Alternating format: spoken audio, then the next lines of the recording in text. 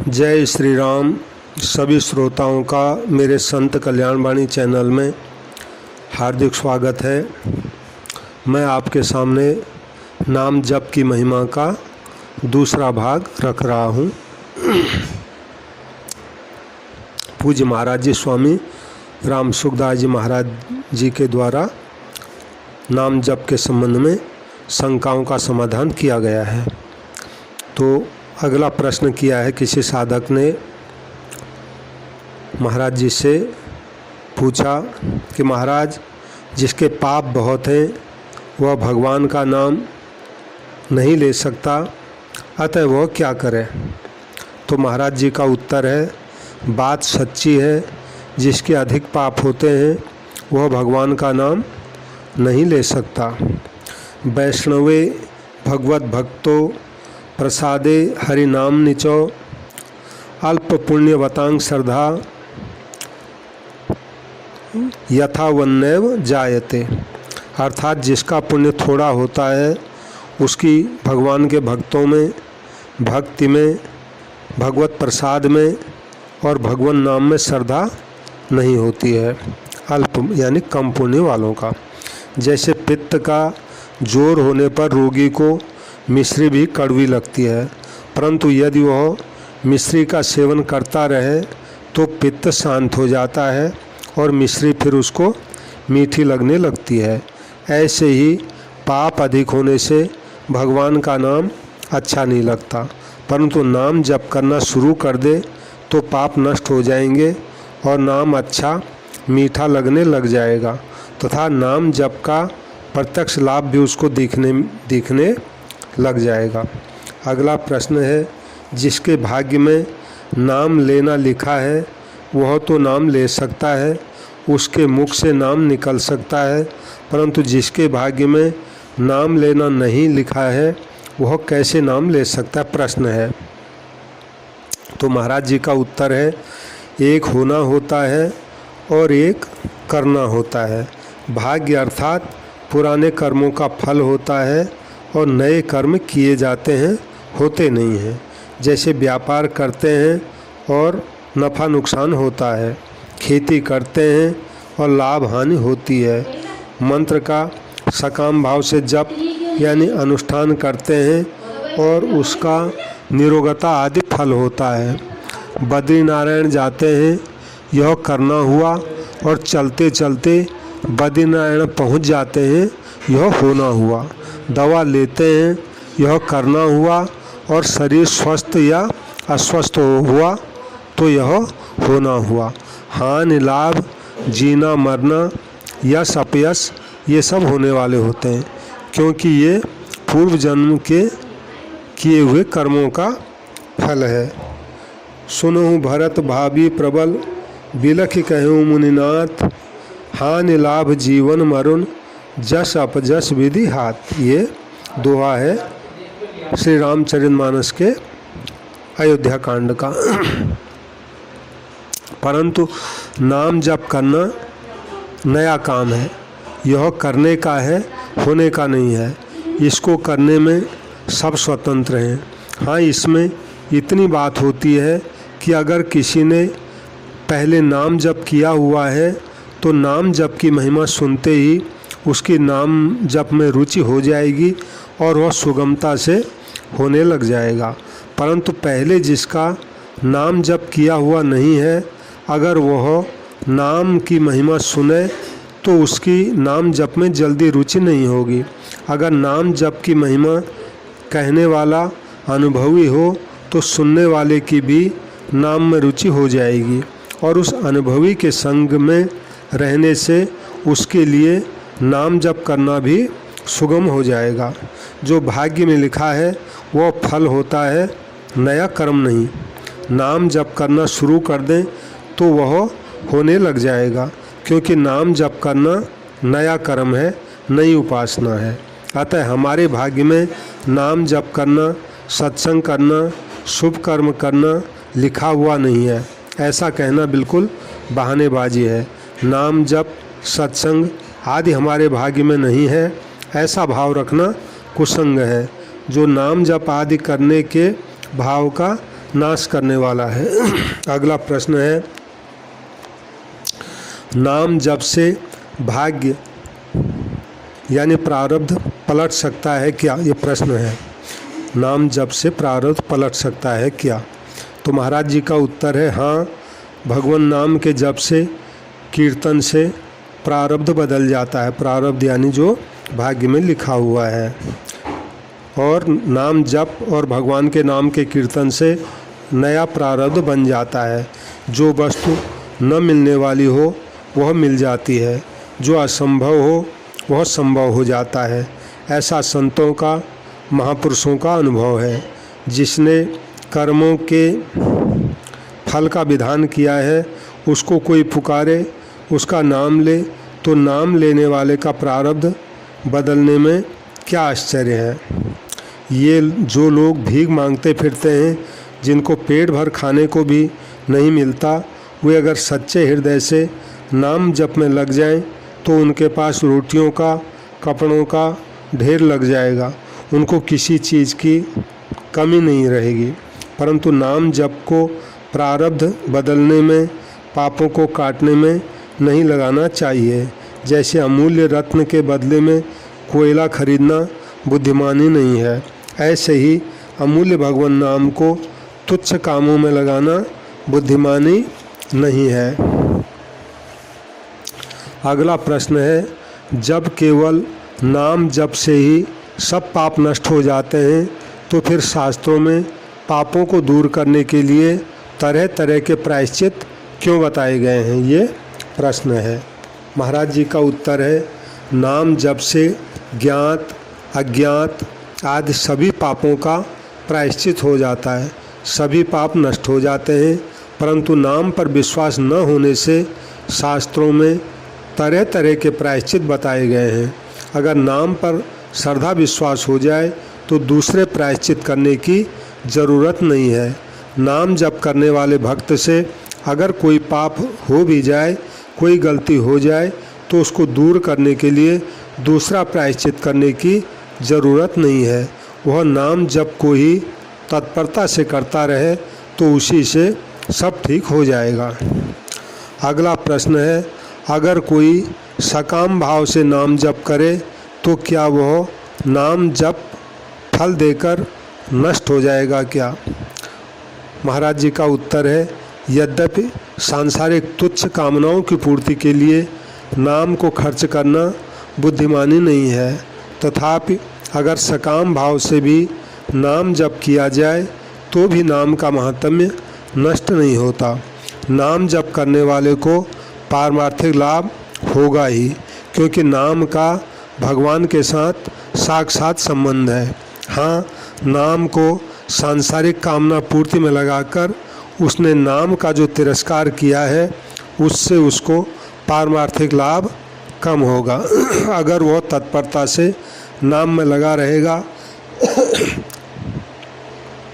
अगर वह तत्परता से नाम में लगा रहेगा, नाम के परायण रहेगा, तो नाम की कृपा से उसका सकाम भाव मिट जाएगा। जैसे ध्रुव जी ने सकाम भाव से राज्य की इच्छा से ही नाम का जप किया था, परंतु जब उनको भगवान के दर्शन हुए तब राज्य एवं पद मिलने पर भी वे प्रसन्न नहीं हुए। प्रत्युत उनको अपने सकाम भाव का दुख हुआ, अर्थात उनका सकाम भाव मिट गया। जो सकाम भाव से नाम जप किया करते हैं उनको भी नाम महाराज की कृपा से अंत समय में नाम याद आ सकता है और उनका कल्याण हो सकता है। अगला प्रश्न है, शास्त्रों में तथा संतों ने कहा है कि अमुक संख्या में नाम जप करने से भगवान के दर्शन हो जाते हैं, क्या ऐसा होता है? ये प्रश्न है। महाराज जी का उत्तर है हाँ। हरे राम राम राम हरे हरे, हरे कृष्ण कृष्ण कृष्ण हरे हरे। इस मंत्र का 3.5 करोड़ जप करने से भगवान के दर्शन हो जाते हैं, ऐसा कल संतरणोपनिषद में आया है। राम नाम का 13 करोड़ जप करने से भगवान के दर्शन हो जाते हैं, ऐसा समर्थ रामदास बाबा ने अपने दासबोध में लिखा है।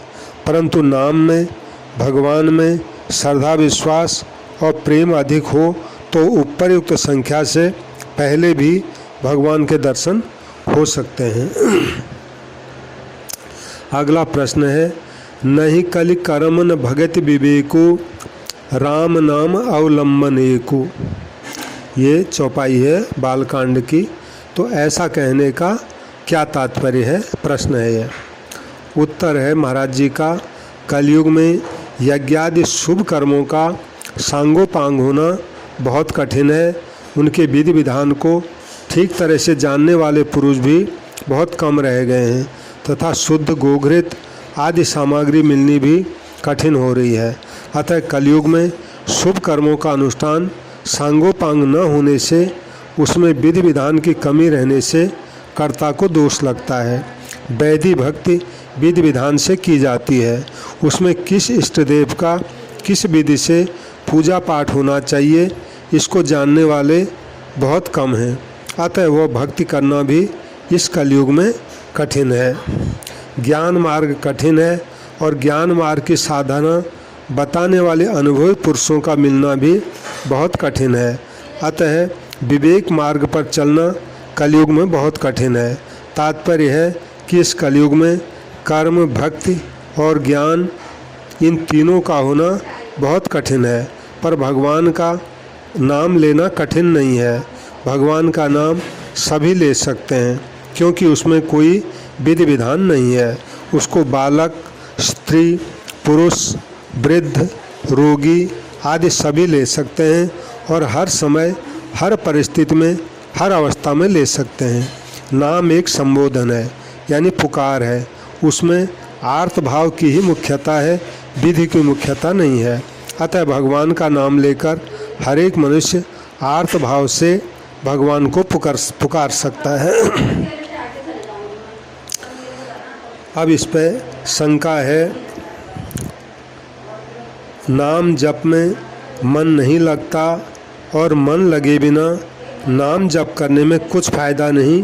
और कहा भी है, माला तो कर में फिरे, जीभ फिरे मुख माही, मनुआ तो चहु दिश फिरे, यह तो सुमिरन नाही। तो महाराज जी ने इस शंका का समाधान किया है। मन नहीं लगेगा तो सुमिरन, स्मरण नहीं होगा, यह बात सच्ची है। पर नाम जप नहीं होगा, यह बात इस दोहे में नहीं कही गई है। मन नहीं लगने से सुमिरन नहीं होगा तो नहीं सही, पर नाम जप तो हो ही जाएगा। नाम जप कभी व्यर्थ हो ही नहीं सकता। अतः मन लगे चाहे नहीं लगे, नाम जप करते रहना चाहिए। जब मन लगेगा तब नाम जप करेंगे, ऐसा होना संभव नहीं है। हाँ, अगर हम नाम जप करने लग जाएं तो मन भी लगने लग जाएगा, क्योंकि मन का लगना नाम जप का परिणाम है। अगला प्रश्न है, शास्त्र में आता है कि जो नाम नहीं लेना चाहता है, जिसकी नाम पर श्रद्धा नहीं है, उसको नाम नहीं सुनाना चाहिए, क्योंकि यह नाम अपराध है। फिर भी गौरांग महाप्रभु आदि ने नाम पर श्रद्धा न रखने वालों को भी नाम क्यों सुनाया, ये प्रश्न है। तो उत्तर है महाराज जी का, जो नाम नहीं सुनना चाहता, मुख से भी नहीं लेना चाहता, नाम का तिरस्कार करता है, उसको नाम नहीं सुनाना चाहिए। यह विधि है, शास्त्र की आज्ञा है। फिर भी संत महापुरुष दया करके उसको नाम सुना देते हैं। उनकी दया में विधि निषेध लागू नहीं होता, विधि निषेध कर्म में लागू होता है। दया कर्म से अतीत है। दया अहेतु की होती है, हेतु के बिना ही की जाती है। जैसे कोई भगवत प्राप्त संत महापुरुष अपनी सामर्थ्य से दूसरे को कोई चीज़ देता है तो यह चीज़ लेने वाले के पूर्व कर्म का फल नहीं है, यह तो संत महापुरुष की दया है। ऐसे ही गौरांग महाप्रभु आदि संतों ने दया परवश होकर दुष्ट पापी व्यक्तियों को भी भगवान नाम सुनाया। अगला प्रश्न है, अगर मरणासन पशु पक्षी आदि को भगवान नाम सुनाया जाए तो क्या उनका उद्धार हो सकता है? अच्छा प्रश्न। तो महाराज जी का उत्तर है, पशु पक्षी आदि भगवान नाम के प्रभाव को नहीं समझते और अपने आप प्रभाव आ जाए तो वे उसका विरोध भी नहीं करते। वे नाम की निंदा तिरस्कार नहीं करते, नाम से घृणा नहीं करते। अतः उनको मरणासन अवस्था में नाम सुनाया जाए तो उन पर नाम का प्रभाव काम करता है, अर्थात नाम के प्रभाव से उनका उद्धार हो जाता है। अगला प्रश्न है, आखिरी प्रश्न है ये, अंत समय में कोई अपने पुत्र आदि के रूप में भी नारायण, वासुदेव आदि नाम लेता है तो उसको भगवान अपना ही नाम मान लेते हैं, ऐसा क्यों? महाराज जी का उत्तर है, भगवान बहुत दयालु हैं। उन्होंने यह विशेष छूट दी है कि अगर मनुष्य अंत समय में किसी भी बहाने भगवान का नाम ले ले, उनको याद कर ले तो उसका कल्याण हो जाएगा।